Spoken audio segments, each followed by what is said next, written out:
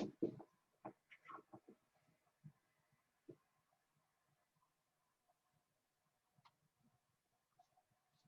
right, everybody, we're going to go ahead and get started today. Thanks for the people who are joining on Zoom. I realize that Zoom is, as expected, having some overload issues with our university and universities across the country joining in today. So as I said, this will be posted by noon, the video. So if you have friends who are in this class who are not able to connect or anything like that, feel free to let them know that this will be posted. As I've noticed everybody's doing right now, definitely no need to have your camera on or no need to have your microphone on. But like I said, if you want to interrupt me, just unmute yourself. Feel free to interrupt at any time. I realize this is going to be a little bit different than normal. So let's just give a brief introduction before we go. For those of you who haven't had me as a professor before, which most of you guys have, my name is Dr. Evan Johnson. This is my 6th year at the University of Wyoming.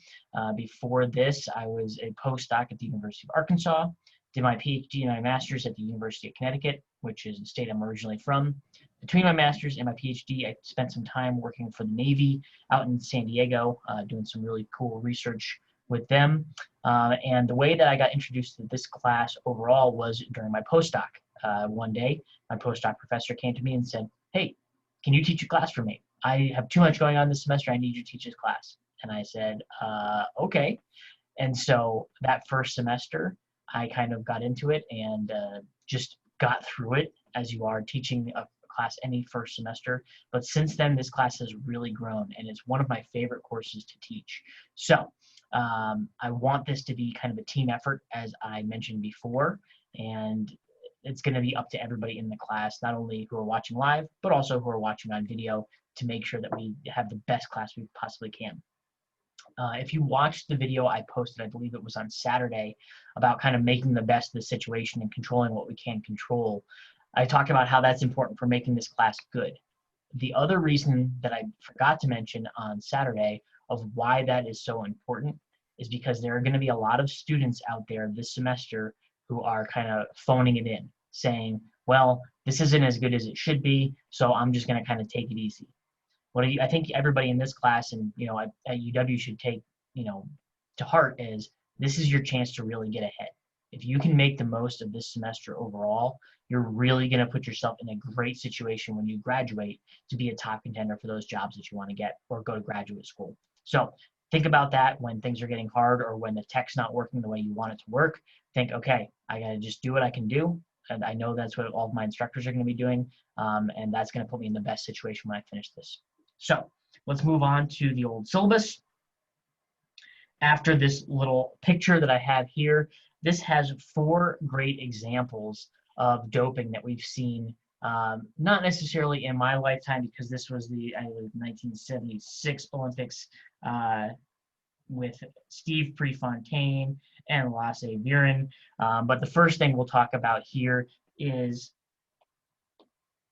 this flag right here, which some of you may recognize from the last Winter Olympics, which, instead of having Russia represented as a country, there were certain athletes from Russia who had tested negative who were allowed to compete only under the flag saying an athlete from Russia.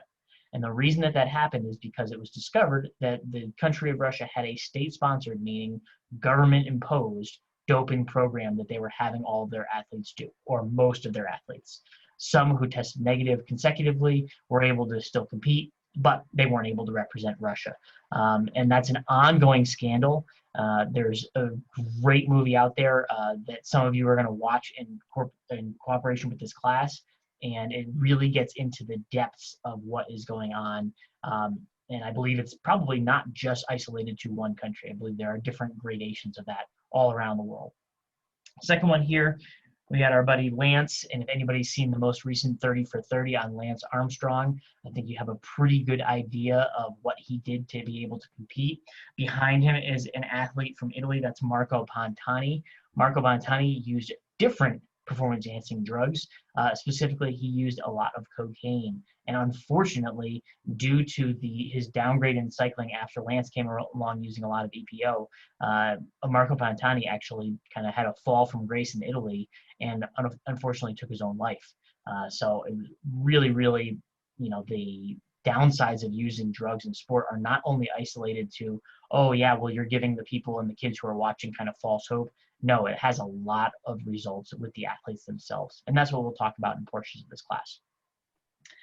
Here you have Mr. Barry Bonds, the Major League Baseball home run record holder, with a big old asterisk next to his name, because he is the person who, when we get into talking about THG, tetrahydrogesterone, also known as the cream and the clear. He was one of the prime athletes who was known to be using that during his time in Major League Baseball. I encourage you, either right now or after this class is over, to Google Barry Bonds rookie year and Barry Bonds final season. Do Google images for that and post those two pictures side by side.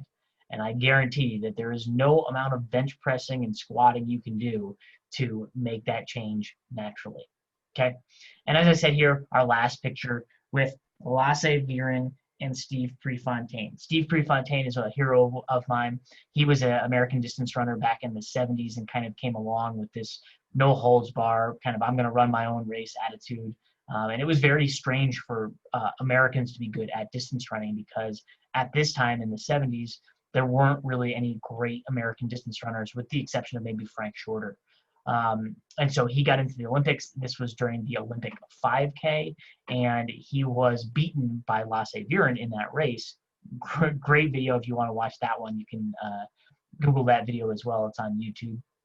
But it came out, Lasse Viren, 20 years after this, in the early 2000s, or probably 30 years, came out and said, yeah, I was doping back then. Yeah, I beat him. He won the 5,000 meter and the 10,000 meter race at the 76 Olympics. And he comes out later and says, yeah, it's past the statute of limitations. Nothing you can do to me now. But just so everybody knows, yeah, I was doping. I was using EPO, getting artificial red blood cells back then. And we will get into that. We'll talk about how that actually works this semester. So that's my brief introduction of some really high profile cases. And I'm sure that everybody watching right now is thinking of something, kind of a news report that they have heard in the past, in the recent future, about people using performance enhancing drugs, or just drugs in general and getting banned for using street drugs. Okay? Let's get into our syllabus. Big changes this semester with everything going all online. One of those big changes is that obviously all lectures are here on Zoom. Do not feel that you have to be present for this. You'll be able to take part in this class by watching the videos that will be posted online as well. I upload them to YouTube, and then I put a link right into the modules section. So you'll see a link after this that is in that module section, and you'll be able to watch right through Canvas for that. If you do need to come to my office at any point, I'm in Corbett, 109. I would prefer to do our meetings by Zoom. And last spring, this actually worked out pretty well with my exercise physiology course. I had a number of students who we did exam review, because I'm able to share my screen, different things like that through Zoom. So feel free to reach out to me. I really want to make sure that we don't lose the kind of the personal relationships that make some of the content really come alive. I want you to feel that you can reach out to me with questions by email or by Zoom and ask about those questions. Oh, this relates back to something that I remember. Let's talk about that for a minute. So let's make sure that we keep those lines of communication open. We do have a textbook for this class right here. It is the Drugs in Sport class. Please let me know if you're not able to get through that through the bookstore. You won't need it for the first week or so. So if you haven't ordered it yet, I would recommend you doing that. You can also get it through Amazon or any kind of online bookstore. You should be able to get that. Make sure you get the 7th edition. The reason that I require the 7th edition is because it's the most up-to-date. It has some new sections in it. I think it even has some sections about Russia in there. And the course outline kind of, hangs on the order of chapters in that book. So it helps to have kind of a framework set up for us. Each class, as we get into the lecture a little bit more towards midway, starts to be one class, one drug. That's how we talk about it. You can read the class description, but we're going to talk about drugs and sports. There's 3 main sections to this class. Section number 1 is, let's kind of look at the overall structure for drug use in sport. How is it tested? What are the rules that are out there? Some of the nuts and bolts that go into Why do we want athletes to either not use drugs or only use drugs under a certain circumstances? For example, there are a number of cases like let's say an athlete has asthma. Should that athlete not be allowed to use an inhaler if they have a medical condition? Absolutely not. We want them to be able to use a medication that helps to alleviate some of their symptoms due to a medical condition. So we're going to talk about how an athlete would go down the pathway of getting an exemption for that drug. But there are also some other drugs there that are a little questionable. Does that athlete kind of have that or not? The case that's out there right now, if anybody's paying attention to the Oregon Project, which is through Nike, they have a number of athletes, and they were being trained by a great runner from the 80s, Alberto Salazar, who is kind of known for having certain doctors that he goes to say, oh yeah, doesn't this guy have that condition that requires that medicine? That medicine that might make you better at sports as well as a side effect. So he kind of has a network of physicians out there that he works with, and there's been a lot of questions about him, and he's actually been recently taken down from that post as the coach because there were just too many red flags with him. We'll talk about that in another lecture as well. So that's section 1. What's kind of that framework?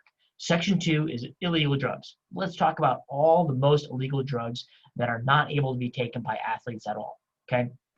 These are drugs like, general anabolic steroids. We'll talk about some stimulants as well. Why do these drugs, why would they improve your performance? What are the mechanisms behind that? And then the second part of that is, why are they banned? Okay, so we know that anabolic steroids are going to work, but what's the reason that we have chosen to ban those? Generally, it's because they're really bad for your health. They can cause a number of health outcomes that are not associated with living a long life. The problem there becomes a lot of the athletes find out about that and they're like, yeah, I'm cool with that. If I die earlier, it's fine as long as I can, win a gold medal. So we will talk about that. Section 3 moves on to probably my favorite part of this class overall. It's legal performance enhancing drugs. And these are supplements that you can go into GNC and find, or many of you probably had this morning. I got one right here in my coffee mug, okay? Caffeine, one of the most tested and most highly kind of effective performance enhancing drugs. So we'll talk about what does caffeine do once it gets into your body and why does that relate to improvements in your athletic performance. Other drugs like sodium bicarbonate or baking soda. And then we'll talk about some of the random supplements that you might see out there, some of these nitric oxide, things like that. And I encourage you to reach out to me if during your video, which I'll go over in a minute, if you have a specific supplement that you're like, oh my gosh, all my buddies at the gym are talking about this one. Does this actually work? I will create a new lecture for that. And, if I get enough questions about something to go over, okay, what is this? What's the mechanism? Let's get through this. Because leaving this class, that's what I want everyone who's taking this to be able to do on your own. If there's a drug out there, you can look at it and say, okay, what is the evidence behind this? What does it do in my body? Do I want to make that decision? So those are the 3 different sections. Here are kind of the different, the breakdown of the different lectures. You can say today is the introduction. We might get to a little bit of content as well. We're going to talk about a movie for the next lecture. I'm going to post some links a little bit later on module number 1. And there are 3 different movies that will show at the end. You can choose one of those. And then in the lecture for Wednesday, we're going to go through some questions that will hopefully enlighten people to some of the rationale behind why people may have taken these drugs and what this tells us about drug use in sport culture overall. Okay, we'll go over our anabolic agents. Our tests. Tests are going to be a little bit funky. Tests used to be in class, written, all multiple choice. Obviously, we can't do that any longer. So tests are going to be all online, multiple choice. I've diverted some of the points from the tests. I've made them a little bit less important overall because I want people to focus a little bit more on the content and some of the projects that we're going to be doing in this section because there are problems inherently with giving tests online. All those are going to be through the Honor Code. I know that there are so many problems with either using the lockdown browser or the thing where you have to have the webcam. I don't want to deal with that. You guys are responsible adults. I want you to understand that the content out there and studying for these exams is what's going to help you succeed as a student down the road. So I'm going to just trust that everybody's going to take these exams on their own, and I want you to kind of take that seriously as well. We'll go, and after test one, or right before test one, is kind of when we switch over to some of our prohibited drugs.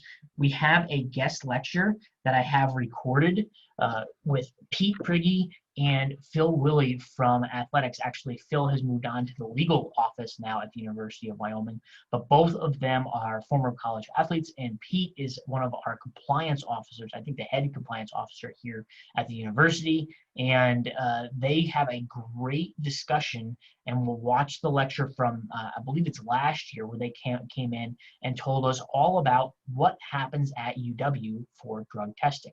And this is really cool because we get to see, okay, we have student athlete friends, some of the people in this class, I believe, are student athletes, and you'll get to hear some of the rationale behind what goes into our drug testing policy at the University of Wyoming. The other thing we'll be able to do is talk about this in relationship to Olympic athletes.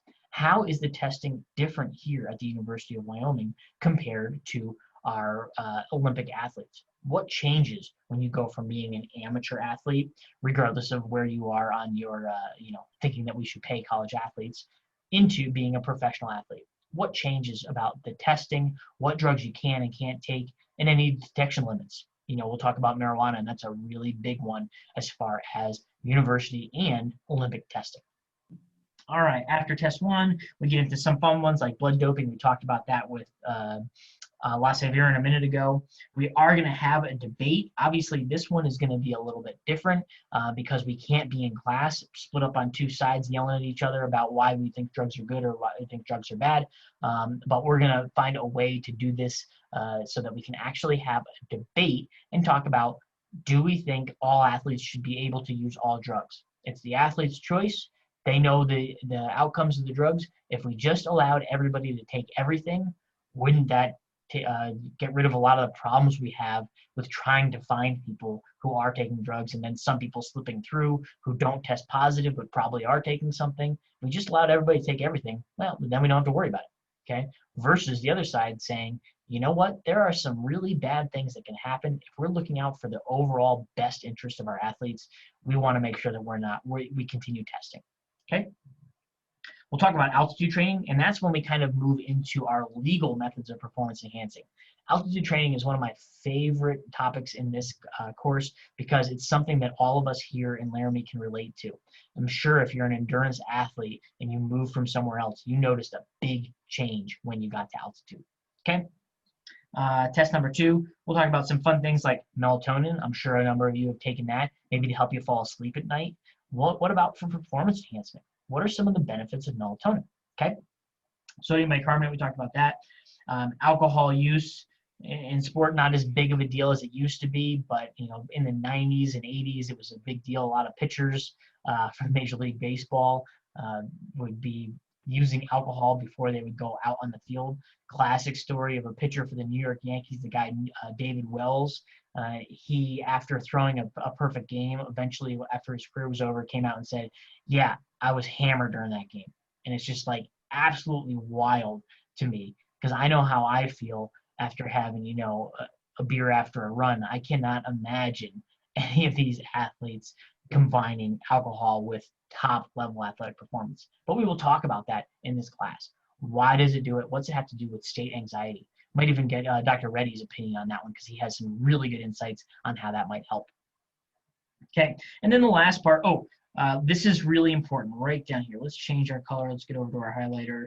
Okay, you will notice Thanksgiving break, no classes the week of Thanksgiving break. I've changed our order of classes here because I know before Thanksgiving break, if anybody has moved to campus, they will be going home. Not as big of a deal, but I want to make sure that this class kind of is able to mesh if we are able to go back to in-person classes. I know that Thanksgiving break can be difficult for people, so there are no classes that entire week of Thanksgiving break, Monday, Wednesday, or Friday. However, the following Monday after Thanksgiving break, you will notice test number 3, okay? And it's not from 8 to 10 a.m. It'll be all day, as I outline a little bit later in the syllabus. You'll have 90 minutes to take the exams. After test number 3, there's no new content. I was able to kind of cram all the content up into the before Thanksgiving break, so that after Thanksgiving, all we have are group presentations. You're going to be divided up into groups of 2 or 3, and the group presentation overall will be to present a new supplement that you guys come up with as a group. Now, I'm sure a lot of you are thinking, how am I going to do a group presentation in an online class? Well, you're going to do it just like we are hosting this class right now. It'll be your responsibility to get together with the 2 or 3 other people, or one or 2 other people in your group. You'll start a Zoom call. You'll share one of your screens, and then you can cycle through the photos at the top, and you can record the Zoom call as you're doing it. So you will make a video of a group presentation. That's how you'll do that. If you want to get really down in the weeds and edit some videos yourself and take cell phone video and edit those, you can do that. But I think the best way overall to do this is going to be to host a Zoom call, record that, and then you'll just submit that through Canvas. I will be playing those for these group presentation days. And what we'll do on those days is I will play a presentation, and then I'll talk about it briefly afterwards. What did I really like? What are things that I think could have been better? What are some really cool comparisons to the content we had in class from those presentations? And we'll play 2 each day. So those classes will be a little bit shorter. They'll probably only be about a half an hour. So that'll be nice for the end of the semester. You will also notice that there is no final exam after that. I realize that final exam schedules are pretty funky overall. So I've taken exam number 3, which was normally our final exam after all the presentations, and I moved it up into the semester. So after that last group presentation, after your group presentation is done, you have completed all of your assignments for this class. I think that's the best way, given this online kind of learning environment we're in right now, to get everybody to have the right content without stressing people out with trying to have a finals week all online. I think that's a little bit too much. So this is the way we're going to host the class here. All right. Here's our evaluations right here. Test number 1 is worth a couple less points. I did that just so people will kind of get used to my testing style, what the multiple choices look like, that sort of thing. Test 2 and 3 are both worth 175. We'll have 4 online quizzes overall. So those will be 10 multiple choice questions that you'll be able to answer online, and those will be related to the readings. So that's another great reason that you want to have the textbook. And the reason I associate them with the readings is generally it's about a topic that I don't have time to cover in class, but I think is important to your overall knowledge of drugs and sport. So I take the reading, I break it down, what are the most important parts from here, and ask questions about that reading. So that's what the quizzes will be about. You'll have 2 lecture questions or videos about lectures. One of those has been posted already. We're going to have an intro video. So after today's class, all that I'm asking you to do is make a short 15 to 60 second video of an introduction about yourself. Okay? You'll have an individual assignment. This is one of my favorites because it allows you to get creative. And we will talk about that in a minute when we get down there. We'll have the group assignment that we just talked about. Oh, and a final project. This is new for this semester. This is what will be in place of that final exam. So when I said before that you didn't have a final, after you did your group project, everything was done, I lied a little bit because I forgot about the final project. Now I remember when I was putting the class together, I talked to some of our administrators here and they're like, you have to have something on the final exam day.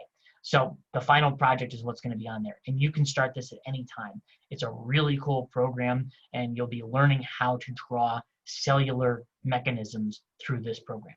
Okay, there's the 3 exams, all multiple choice. You'll have 90 minutes to complete those. When I give these exams in class, normally the first person finishes the exam around 15 to 20 minutes in. So just understand that you'll have plenty of time with 90 minutes. You can take that anytime between 8 a.m. and 11:59. Okay, so that's how long the exam will be open during the day.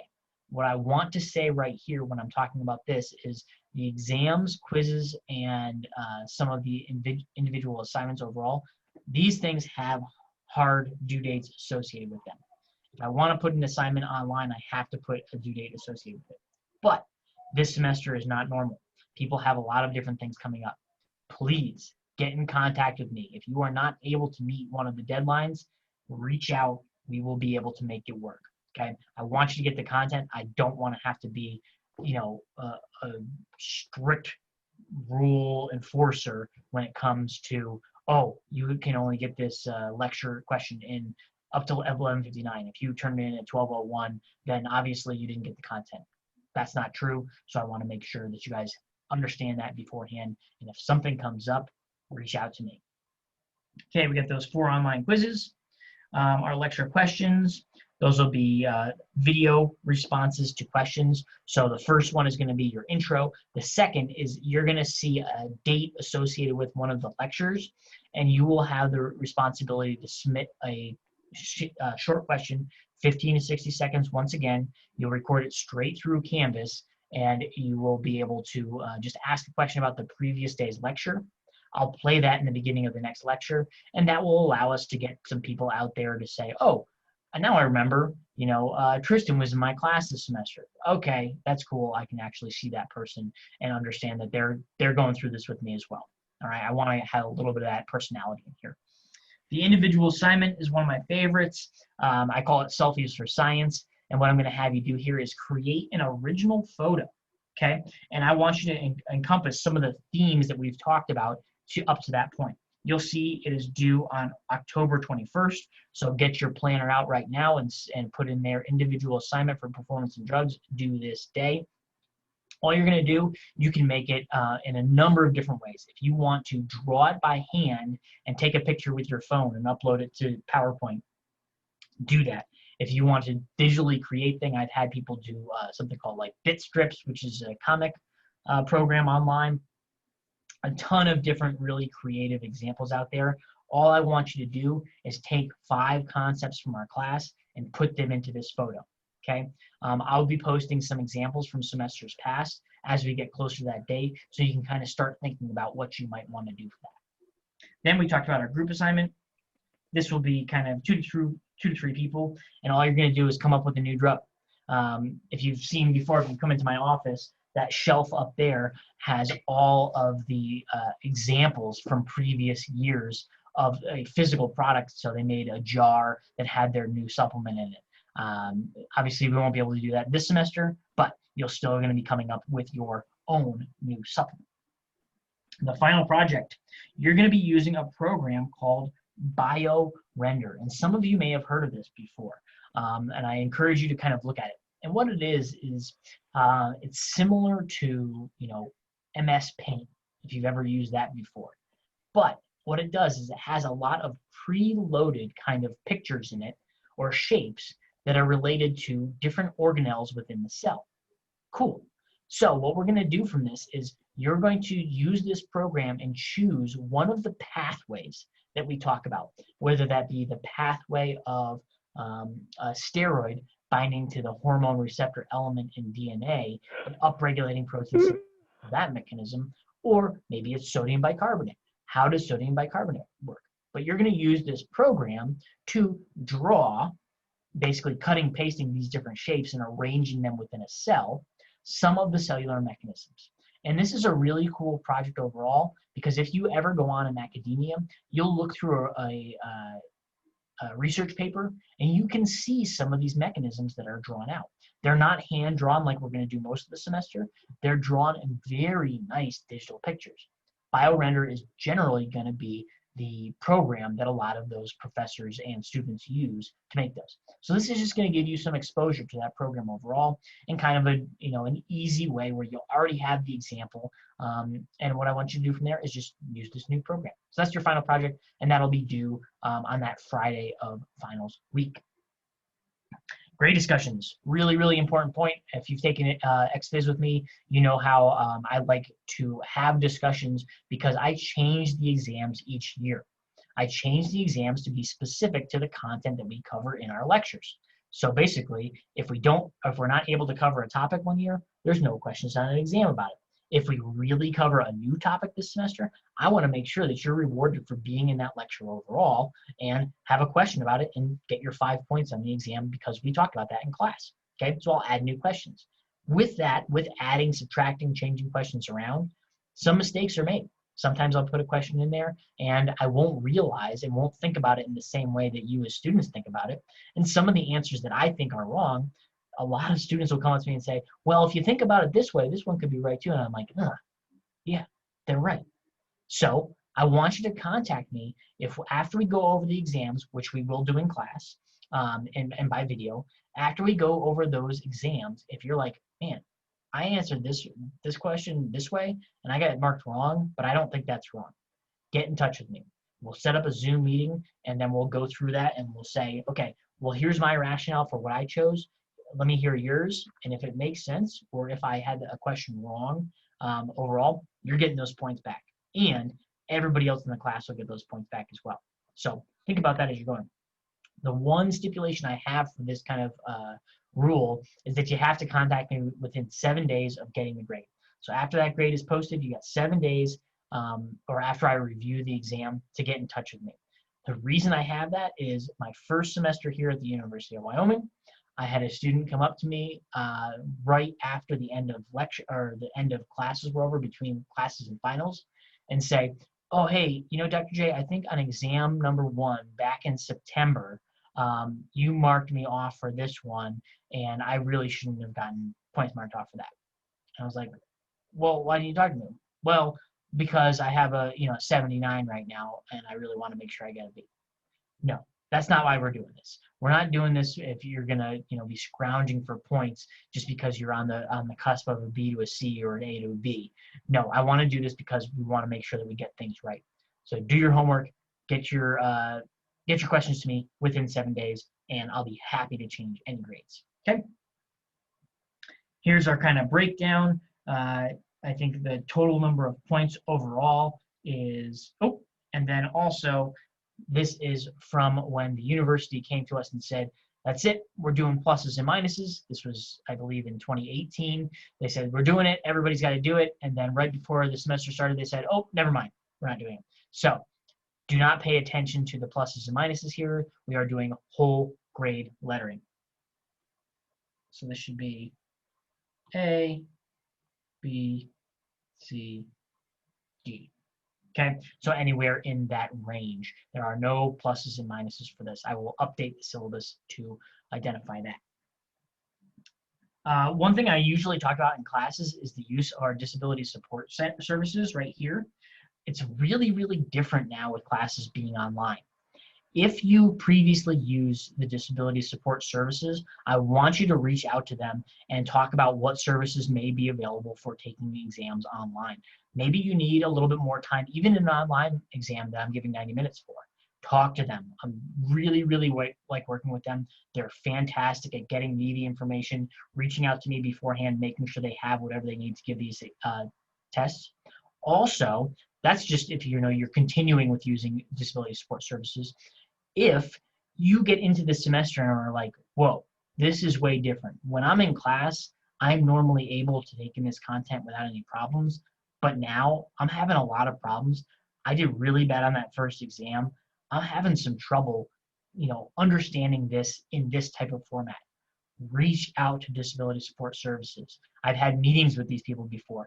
They want more students to use their services. So if you're having trouble, whether it be with the content and the way it's presented, whether it's the time associated with the different things, maybe it would be helpful to you to have some captions or a recording of the different lectures. Reach out to them. They are going to help. You can also feel comfortable reaching out to me as well and saying, hey, Dr. Johnson, it would be really helpful if you did this one thing or that other thing. Okay, I want this class to be flexible so that it meshes with the best way to get you guys to understand this content. All right, academic integrity. This is the whole university policy right here. The one that I will talk about, I don't know if it's in there,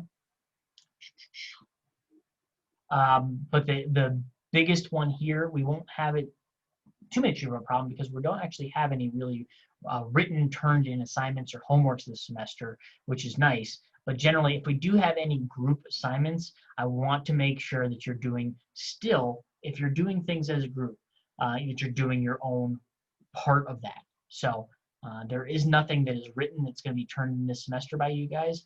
But if you ever take XViz with me, just want to make sure you are not copying and pasting whatever somebody else wrote, even if you worked on it together and handing in the exact same text. Write it yourself. That's the action that's going to help you retain that information, and that's what I want you guys to do. All right. No real inclement weather policy this semester. However, if I'm not able to get from half a mile away into my office to record this lecture, I will make sure to post online to let you know that the lecture will be displayed. Also, no attendance policy this semester as well. It's an online course. You can watch the videos whenever you want. Okay, and if you don't watch a video, just know that you're going to miss some of that content for the upcoming exam. If you are a person who likes to take place in these, or let's say you have an exam coming up or something, one of the assignments, one of the due dates is coming up, the university, has these example of absences that are considered excusable. And I added to these, okay? I added to these with these 3 at the end. And these are new ones that I'm including as examples of rationale for excused absences. So if you reach out to me with any of these options here at the bottom, whether it be, hey, you have some childcare needs, you have a kid who normally goes to daycare and they're not able to get there right now, you need to take care of your kid, yeah, I'm going to give you an extension on that quiz or that exam. Perfect. Family responsibilities. I know a lot of people would normally be living here in Laramie. Well, the university came out and said, if you're not in Laramie, don't come back right now. So maybe that means you're home with a family member right now who needs some special care and you're not able to meet the specific due date. Reach out to me. The last one there is kind of a catch-all. This is a very, very hard time for a lot of people. Some people are sailing straight through. Other people are having a really hard time with things going online and the associated, kind of troubles with that. If you just need a day and, the exam was due on, or the homework was due on a Wednesday and you're like, I am overloaded. Things are crazy right now. Can I get this to you by Thursday? Reach out, okay? This is a really, really hard time. And like I said before, I'm not going to be here this semester to be a stickler. I'm here to make sure that you guys get access to the content so that you can feel confident moving on in our major or into your future career. Okay? That's it for our syllabus. This is posted online. Remember, I said I will update that one portion about the grades, no pluses and minuses, whole letter grades only. Okay, so let's move on to a little bit. Actually, before we move on to this, I'm going to skip down to the end because I want to make sure that I don't miss this. We'll get back to here, but let's talk about your first 2 assignments. Video number 1, intro video. If you look in the module number 1, you should be able to see that there is assignment number 1 there that is your introduction video. This is a video that you're just going to record of yourself. You should be able to do this right through your phone if you have the Canvas app installed on there and submit it right that way. So you don't have to worry about downloading a video or emailing it to me or anything like that. You should be able to upload it directly to Canvas. Let me know if you have problems with that. All you're going to do in this 15 to 60 second video is tell me, okay, what's your name? And then talk about a topic in drug use and sport that you're excited to learn about. This right here is how I'm able to update the syllabus. If somebody comes up with a really good idea that I don't have on the syllabus, guess what? I'm going to steal that idea and put it in the syllabus. And that way, we'll be able to talk about some new topics this semester, which is really fun. Okay? And then tell me kind of why that's an interesting topic for you. Remember, point number 4 here is that I'm going to make a video, one long video out of all of the introductions, okay? I'm going to splice them together. I have some video editing software on my computer here. I'm going to download those and I will splice them together. And in that way, what we'll be able to do is you'll be able to see a brief video of all the other students in this class, okay? But the one caveat with that right there, if you'd prefer not to have your video shared, just let me know. Send me a quick email saying, hey, Dr. J, I'm submitting my video, but if you wouldn't mind, just hold this out from the class. I prefer that. Not a problem at all. But I think overall, I would like, if I was a student in the class, I'd like the other people to see, oh, hey, here I am. These are kind of some of my backgrounds. This is why I think the class is going to be fun. All right, moving on. For Wednesday's lecture, your assignment is to watch one of these 3 movies: Icarus, Stop at Nothing, and 9.79. Icarus is really cool because if you haven't seen it, it starts out as an amateur cyclist, guy who's not quite a pro, and he decides, you know what, I'm just going to dope, and I'm going to record it, and I'm going to show people, everything that goes on. And then the movie totally changes because he gets himself in deep with some of the Russian doping scandal. Cool movie. Stop at Nothing is kind of a precursor to the 30 for 30 with Lance Armstrong, and it outlines some of the things he did to enable his drug use during sport and what was his motivation behind that. Really, really cool movie. And the last one is one of the first prominent cases of doping that was ever alleged in sport. This was Michael Johnson, or Ben Johnson, sorry. And back in the 80s, I believe, he won the Olympic 100 meters with a time of 9.79. However, a day later, it came out that he tested positive for some performance-enhancing drugs.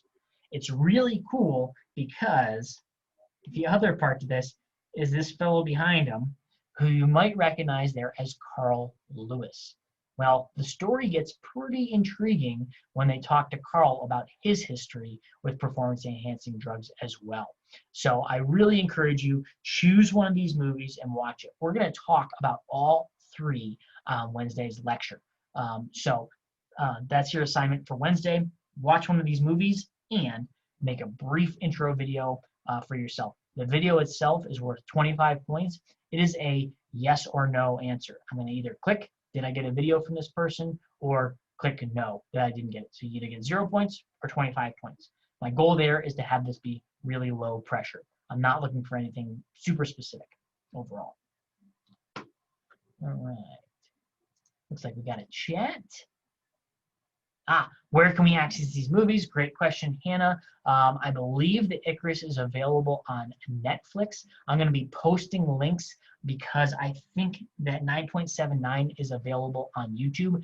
I also have a copy of this, which I will upload, so you will have access to at least one of those. If you don't have a Netflix account or your parents' password like I have, and you don't want to watch Icarus or Stop at Nothing, you can watch that through. I will upload one specifically to this course so you can watch it right through Canvas. Great question. Thank you. All right. With the last 5 minutes of class, we will talk about what a drug is. And this will give us a little bit of a background for what you're thinking about while you're watching these movies, and maybe once we get into our next lecture as well. Okay, so when we say, what is a drug overall? I'm sure the thing that pops into our mind, first is, what? Too many bench presses at the gym yesterday, a little bit sore, so I got to take some ibuprofen. That's what we think of as a drug. That's the first thing that pops into my head. But the actual definition of it is a little bit more broad. Believe it or not, the caffeine in here, that's a drug as well. So how we're going to define a drug is, let's see if we get this guy, we'll go blank. What is a drug? It's a chemical substance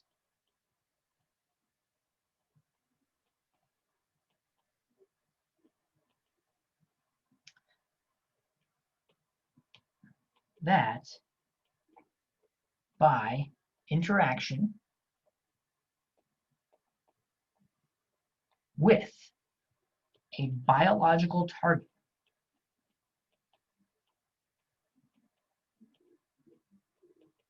so those are the cool things that you can draw with the BioRender. You can draw that biological target, whether it's a receptor, maybe it's the DNA itself. That's what you get to be able to draw with that program later on in the semester. So once it interacts with that biological target, can alter the biochemical system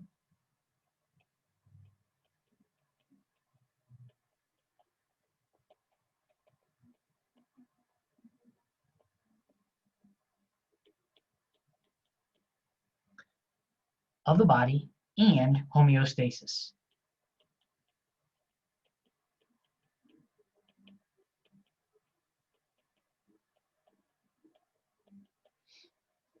So if we think about melatonin, for example, one of the things that melatonin does is it interacts with a biological target in your body, okay? And it changes your biochemical system. Okay? It makes you a little bit more tired. We'll talk about that. But also, the part of homeostasis it changes is it will actually bring down your body temperature a little bit, which is associated with going to sleep. Okay, so that's what a drug is overall. Now, if we wanted to divide this a little bit more, the last thing we'll do for today is say, okay, we know we have this big umbrella term of drugs.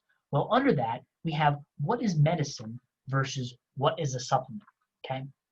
And when I talk about medicine overall, we say that is a compound used for the treatment of disease or illness.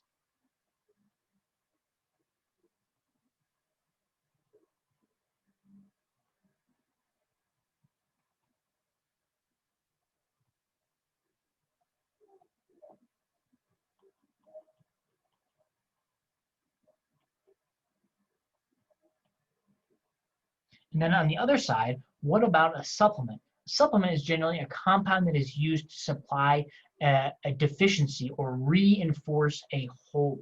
That's kind of the exact thing.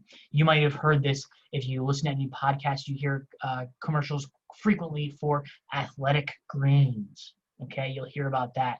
And it's a sports supplement, and basically they put a multivitamin into this green substance and say, oh, this is the greatest thing ever. It's gonna increase your alertness. And they're saying you're not alert because you have a deficiency. So a supplement is a compound used to supply a deficiency.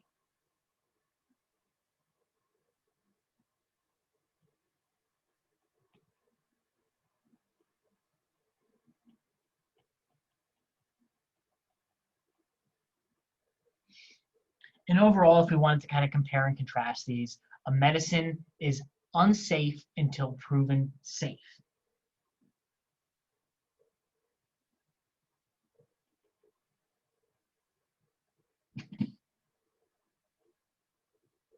And what does that mean? Well, that has to do with some of the testing procedure. We have a great example right now with the vaccines that are being developed for COVID-19. There's a lot of things, and Russia, for example, just came out and said, oh yeah, we have a vaccine over here, it's totally cool, it's great. But then a lot of other scientists from around the world said, I don't know if you've really tested that to see if it's safe or not. And that's why some of these things take so long, because they want to test if it's safe. Well, guess what? With a supplement, if somebody came out and said, hey, we have a COVID-19 supplement, well, that is safe until proven unsafe. It's not regulated.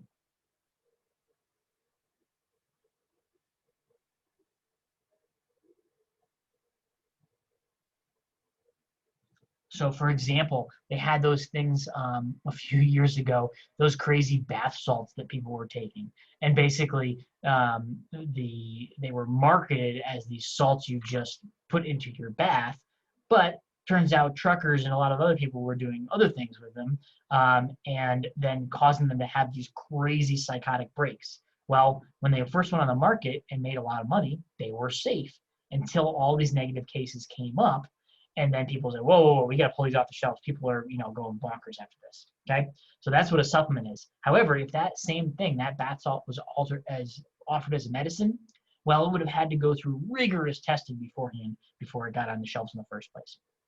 Okay, generally with a medicine, this safety testing takes 8 years. And that's why you can understand with the pathway looking for a vaccine for COVID-19 right now being, accelerated to be within a year. Well, that's a lot shorter than the normal. The average time for a medicine is about 8 years overall. And then we have the regulation by the FDA.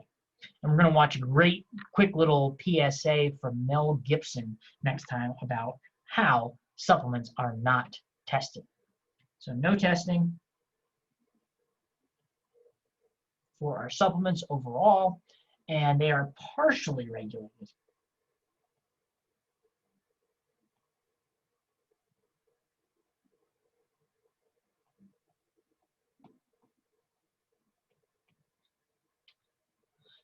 And this is due to the 1994 Dietary Supplement Health Education Act. Wow. and we'll watch a video on that at the beginning of next lecture. Dietary Supplement Health Education Act, which basically said if you want to take supplements out there and somebody's giving you vitamin C, no big deal. Water soluble, take as much as you want. You know, turn your pee highlighter yellow, that's fine with me. But then people started kind of using that as a loophole to put some pretty shady stuff in some of there. So I'll also encourage you to read this article, which I have posted on Module 1 as well for Week 1, which talks about how what we think is on the label for a supplement is not always in there. So with that, I'll leave it for today. Thanks everybody who showed up to watch the video live.